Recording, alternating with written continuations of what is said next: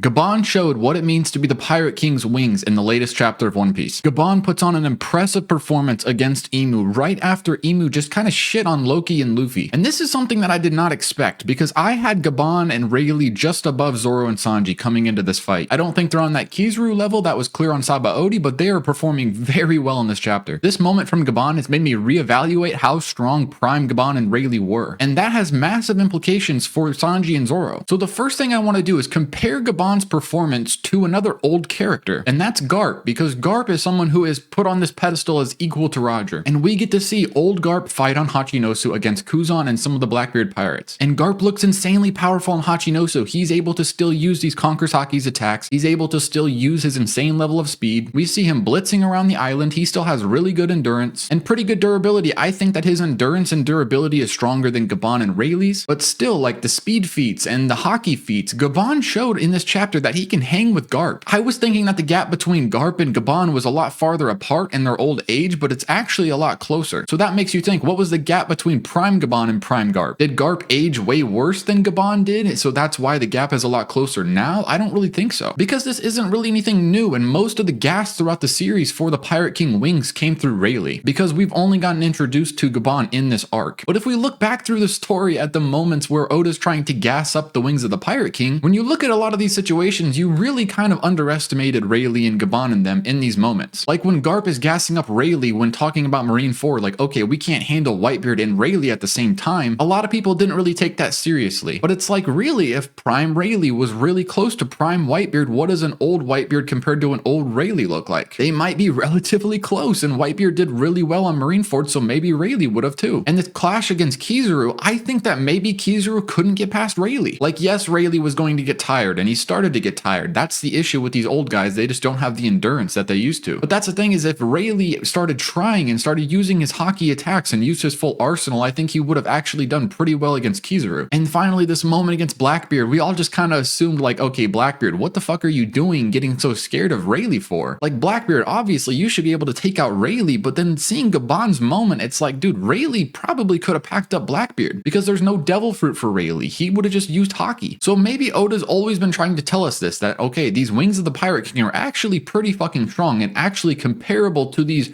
old gen Yonkos. Because how strong are these old gen Yonko characters? Roger, Garp, Kaido, and Whitebeard. They're all just splitting the sky with their hockey. From what we have seen in the series, Roger, Garp, Kaido, and Whitebeard, all they're doing is splitting the skies. They haven't reached that Zebek and Herald level of Conqueror's hockey where they're blasting everything in a 5-kilometer radius. I think that all of these guys are pretty relative, and I would include No Time Limit Luffy into that equation because he did beat Kaido. These guys are all Yonko level fighters, and at this point, I'm like, dude, was Gaban splitting the skies back in the day? Is Rayleigh splitting the skies as well? What was the gap between these guys? Because if a Gaban is looking like old Garp right now, was he looking like Garp in his prime? I think that that might be the case. I think that they're only a step down from Roger and Garp and Whitebeard. There have been moments where people talk about them like they are just like right there with Roger. They're right there in power level. You know, you could take it as, okay, they're just on the same, standing as Roger, like they're still well known and stuff like that. But really, in terms of power in this chapter, they are fucking strong. So I think Prime Rayleigh Gaban easily are clearing the Admirals. I would say that easily they're beating Kizaru in their prime. How would they compete against a Kaido? How would Prime Gaban do against Kaido? I mean,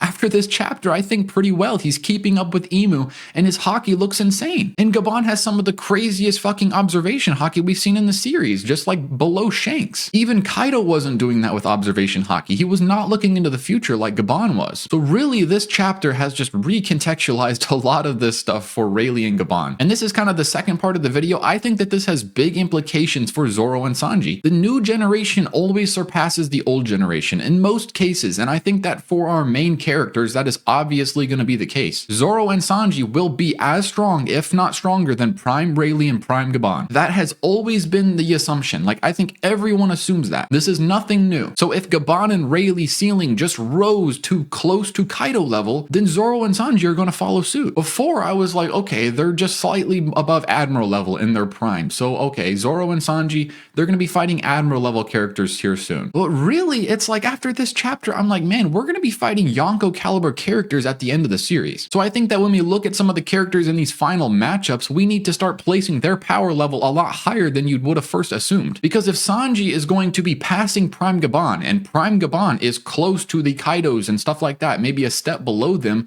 then we're gonna need Sanji to get to the point of Kaido strength. If Gaban is slightly below Kaido and Sanji needs to surpass him, he's going to be at that Yonko level. So that means the people that Sanji fights in the end are gonna need to also be very strong, comparable to him in strength. So I think that like someone like Crocodile could be close to Prime Gaban in strength at the end of the series. It's a little bit more difficult for Sanji because final matchups for Sanji aren't as obvious as Zoro, but I would say for like Zoro, I would say that Mihawk bare minimum needs to be as strong as Kaido. Mihawk needs to be right in that sky-splitting hockey territory. He needs to be close to the Kaidos and the Whitebeards in order for Zoro to surpass Rayleigh with his final fight. And we could even push that higher, like who knows how big the gap will be between Prime Zoro and Prime Rayleigh. But even someone like Shiryu, if Shiryu is coming before Mihawk and Mihawk is the Kaido level boss, then Shiryu is going to have to be at least Admiral level, if not slightly higher. So I think that that's what this chapter did. It really recontextualized a lot of the power scaling in the old gen, and I think that it really rose the ceiling for Zoro and Sanji because now they have to compete with this level that Gaban just showed. So I'd like to know what you guys think down below. What do you think of Gaban's new power level? Do you think I have him too high? Is there something that I'm missing in all of this? But if you enjoyed the video, please like and subscribe. That's all I got for today. See ya.